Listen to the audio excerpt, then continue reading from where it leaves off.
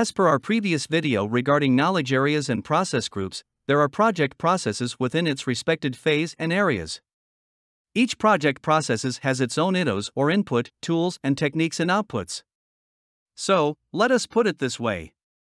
Each project process aims to have an output or outcome, and this is unachievable without inputs then techniques or tools to process. For example, in printing a document paper, you have ITTOs in this process. Your input would be the documents needed to encode, printer, encoding, paper will be the tools and technique. The output would be the printed document. In our previous videos regarding project documents, project plans, data gathering, data analysis, data representation, expert judgment and other tools and techniques are mostly used in ITTOs of project processes. In our next videos, we will tackle each project process ITTOs in detail. Great job! Keep moving forward.